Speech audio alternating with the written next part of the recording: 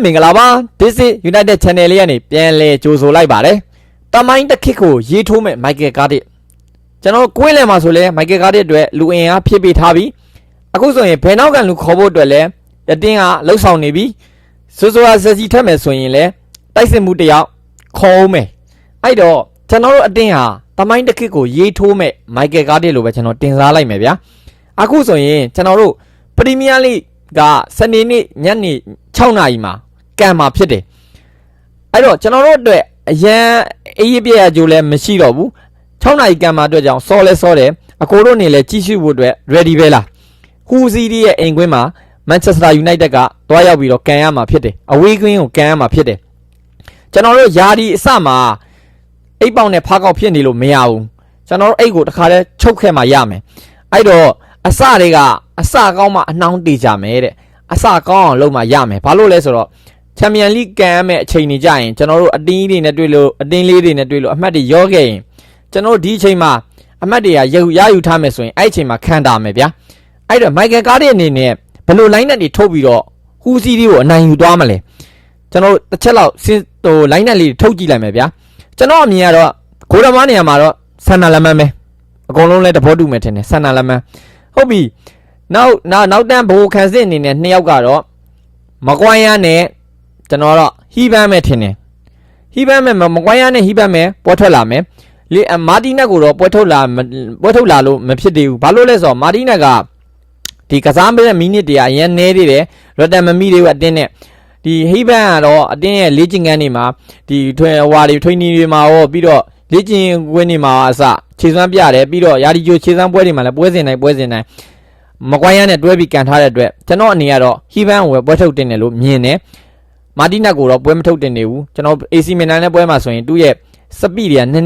နည်းလေးနေလို့လူရှော့ရဲ့သူ့ရဲ့ဘက်ချန်အဲ့တော့ဟီးပန်းကိုပွဲထုတ်လာတင်တယ်ဟိုဘက်မှာတော့လူရှော့ပါလာအောင်ပါပဲတေးကြတယ်ကျွန်တော်လူရှော့ပါလာအောင်မယ်လို့ထင်တယ်လူရှော့ကလည်းခြေစွမ်းတော့တိတ်မပြပါမယ်သူပဲရှိတာကိုသူပဲပါလာအောင်မယ်ထင်တယ်အဲ့ဆိုရင်ဟိုဘက်မှာတော့မာဇာဝီနဲ့ဒီကိုဓာတ်လို့ဆိုရင်ဘယ်သူ့ကစားမီးနဲ့ပေးနိုင်လဲကျွန်တော်ထင်တော့မာဇာဝီလည်းရနိုင်တယ်လို့ဒီကိုဓာတ်လို့လည်းရနိုင်တယ်အဲ့တော့အတင်းလေးဖြစ်တဲ့အတွက်ကြောင့်ကျွန်တော်တို့ဒီကိုဓာတ်လာကိုပဲထည့်ကြည့်မယ်ဗျာဒီကိုဓာတ်လည်းကိုထည့်လိုက်မယ်ဟိုဘက်ညာဘယ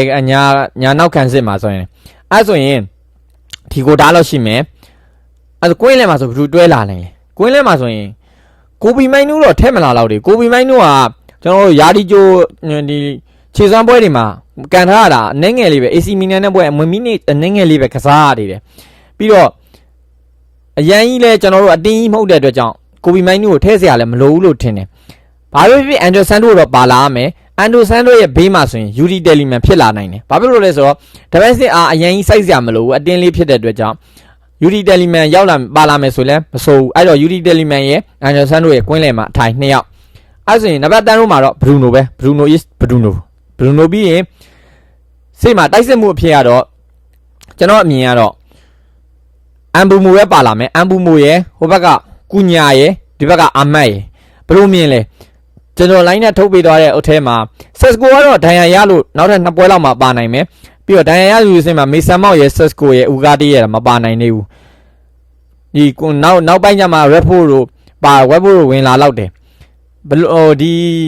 ီကျွန်တော်ရဲ့ line တက်ကအဲ့တိုင်းမယ်လို့ကျွန်တော်ထွက်လာမယ်လို့ထင်တယ်အကိုတို့မြင်နေရောဘလို့ line တက်လေးတွေထွက်ပေါ်လာနိုင်လဲယူရိုတို့ကလည်းနောက်မှပဲပါလာတော့မယ်ထင်တယ်ဒီလေးကလည်းဒိုင်ယာရနေတယ်အဲ့တော့ဒီကျွန်တော်ပြောတဲ့ line တက်ထဲမှာအကိုတို့ဘလို့လဲကြိုက်နှစ်တက်လားအကိုတို့အမြင်လေးတွေရောဘလို့ပွဲထွက်လာနိုင်လဲဘလို့မျိုးအခြေအနေတွေကကျွန်တော်တို့အတင်းအတွက်ကောင်းနိုင်မယ်ဟူစီလေးတော့နိုင်မရမယ်ဗျာဟူစီလေးတော့မနိုင်လို့မရတော့ဟူစီလေးကသူ့အောင်အိမ်ဝင်ဘလောက်ပဲအဖွင့်ပွဲစဉ်ကိုအားပြည့်အင်းပြည့်နဲ့ကစားမယ်ပဲပြောကျွန်တော်နိုင်မှဖြစ်မယ်ဟုတ်ပြီအဲ့ဒါဆိုရင်ကျွန်တော်တို့ line နဲ့ထုတ်ပြီးသွားပြီဆိုရင်ကျွန်တော်တို့ဘိုကီတွေကိုတစ်ချက်လေးလာစမ်းစစ်ကြည့်မယ်ဗျာဘိုကီတွေပေါက်ကြီးတွေဘယ်လိုထွက်ပေါ်နေလဲပေါက်ကြီးကတော့ United ကအဝေးကွင်းမှာကစားရပေမဲ့တလုံး50ရှုံးတယ်တလုံး50ရှုံးဆိုတာဒါတကိုးတိတ်ကြနေတဲ့အနေထားကြီးပေါ့ဗျာခက်တီပေါ့နော်အဝေးကွင်းသူများရဲ့အိမ်ကွင်းကိုတလုံး50ရှုံးဟုတ်ပြီတလုံး50ဆုံးရင်ဒါမိုင်း United ကတေးကြတယ်တလုံးတေးကြတယ်သဘောတရားကိုကြားရောက်တယ်ဗျာအင်ရှင်တွေကိုတွားကန်ရပြီမဲ့တလုံး50ရှုံးရဲ့ဘိုကီပေးဖို့ရဆိုရင်ဒါ United တလုံးတေးကြတယ်အနိုင်တေးကြပြီဗျာ ဟုတ်ပြီအဲ့ဆိုရင်ဂိုးပေါင်းကြီးကိုကျွန်တော်တစ်ချက်သွားကြည့်မယ်ဂိုးပေါင်းကြီးမှာဆိုရင် United က United ဟိုဂိုးပေါင်းကြီးကတော့3လုံး50တတိပလက်50တဲ့တတိပလက်50ဆိုဂိုးပေါ်ရင်50ရမယ်3လုံးဆိုရင်50ရပြီအဲ့တော့ကျွန်တော်တို့ဟိုပါဘော်ဒီကျင်းနဲ့ဂိုးပေါင်းကြီးနဲ့ဆင်ကြည့်မယ်ဆိုရင်ဂိုးပေါင်းကြီးကတတိပလက်50ဖြစ်နေဒါဆိုရင်ဒါဂိုးအောင်မဲ့အနေထားကြီးလို့ကျွန်တော်တွေးလို့ရမယ်ဟိုဒီနှလုံးတွင်းတာနဲ့ကျွန်တော်တို့ United ကအပြည့်နိုင်မယ်ဗျာတစ်လုံးတွင်းရင်50ရှုံးမယ်ဘော်ဒီကျင်းမှာဆိုရင်ဂိုးပေါင်းကြီးကတတိပလက်50ဆိုတော့ဒါဂိုးအောင်မဲ့အနေထားပုံစံမျိုးကျွန်တော်တို့အနည်းဆုံး2C လောက်ပဲနိုင်မယ်ထင်တယ်2C 1C ဒါလောက်ပဲကတ်ပြီးတော့နိုင်မယ် United နိုင်ရင်လည်းကတ်နိုင်မယ်ဂိုးမများတော့ဘူးလို့ကျွန်တော်ထင်တယ်ဟူစီးတွေကလည်းသူတို့ဒီအတင်းကြီးကိုကန်ခံတဲ့အနေထားကန်ခံမဲ့ပုံစံမျိုးပိတ်ကန်မှာပဲဖွင့်တော့မကန်ဘူးသူတို့အိမ်ကွင်းကြီးမှာပထမဆုံးရှုံးပွဲမတွေ့အောင်တော့ကန်မှာပဲ United ကလည်းတကိုးမရရအောင်တွင်းမှာပဲအဲ့တော့ United ကတကိုးကတော့တေးကြတယ်1-2ဖြစ်မလား1-2ဖြစ်မလား Z2 ဖြစ်မလားကျွန်တော်တို့ကအဝေးကွင်းကိုအားကြောင့် Z2 ဖြစ်မလား United အနေနဲ့2ကိုးနိုင်မလား1-2နဲ့နိုင်မလားဂိုးပေါ်ဂိုးအောက်ကတော့မတည်ဘူးကျွန်တော် United အနေနဲ့တကိုးတော့တေးကြတယ်ဒါပေမဲ့50အရှုံးခံနိုင်နေဆိုရင် United ကိုလောင်းကျွန်တော်ကတော့မတည်ဘူးအကိုတို့အနေနဲ့ဒါကျွန်တော်ချေးလေးဝယ်ပြောပြတာသွားလဲလောင်းကစားတော့မလုပ်တာအကောင်းဆုံးဒီကျွန်တော်တို့ United ဒီဘိုကီတွေနဲ့ကျင်းနဲ့ပြန်ဆင်ကြည့်ရင်ကျွန်တော်တို့အတင်းဘယ်လောက်နိုင်လဲအကိုတို့အနေနဲ့ဆိုရင်ဒီကြေးအရာဆိုရင်ကျွန်တော်တို့အတင်းကတလုံးတော့ဒေဂျာတဲ့ပုံစံမျိုးဘိုကီတွေပေးထားတယ်United အနေနဲ့တလုံးနိုင်မယ်ဆိုတဲ့သဘောနဲ့ဆိုရင်ကျွန်တော်တို့အဖုံပွဲမှာတကိုးတော့ဒေဂျာနေတဲ့သဘောတရားကိုကျွန်တော်ပြောပြခြင်းဖြစ်တယ်ဘယ်ကနိုင်မယ်ဘယ်ကဟွာဖြစ်မယ်လို့ကျွန်တော်ကမတုံးတက်ရဘူးဘာလို့လဲဆိုတော့ငွေကြီးနေဆိုတော့အကူတို့တွေ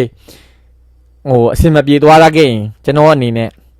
စိတ်ထိခိုက်ရတယ်ဗျာအဲ့အတွက်ကျွန်တော်ကတော့ဘယ်ကလောင်းမှာဘယ်ကမလောင်းမှာနဲ့တော့မပြောဘူး United အနေနဲ့တကူတော့တေးကြတဲ့ဘူကီပုံစံမျိုးကြီးဖြစ်နေတယ်ဟုတ်ကဲ့ပါကျွန်တော်တုံးတက်သွားတဲ့ထက်မှာ line နိုင်လေးတွေရော line နိုင်လေးတွေလည်းမှန်ကန်မယ်လို့ထင်တယ်ပြီးတော့ဘူကီအနေနဲ့လည်းကျွန်တော်တုံးတက်ကြည့်တာတော့ United ကတကူတေးကြနေတဲ့သဘောတရားကြီးပဲအဲ့တော့အကိုတို့အနေနဲ့ဘယ်လိုမြင်လဲကျွန်တော်ရဲ့ထင်မြင်ယူဆချက်လေးနဲ့အကိုတို့ယူဆချက်နေနဲ့ထပ်တူညီမှမလားအဲ့ဒါလေးကိုကျွန်တော်ကဆွေးနွေးပေးသွားတာဖြစ်ပါတယ်အားလုံးကိုကျေးဇူးတင်ပါတယ်ကျွန်တော်ပြောသွားတဲ့ထက်မှာလောင်းကစားအတွက်လုံးဝမလောင်းပါနဲ့အစင်မပြေပါဘူးကျွန်တော်ပြောတဲ့ထက်မှာကောက်နှုတ်ပြီးတော့မလောင်းပါနဲ့တော့ကြတစ်ခုဖြစ်သွားရင်အကိုတို့ပဲနစ်နာမှာဖြစ်တဲ့အတွက်ကြောင့်အားလုံးကိုကျေးဇူးတင်ပါတယ်ခင်ဗျာ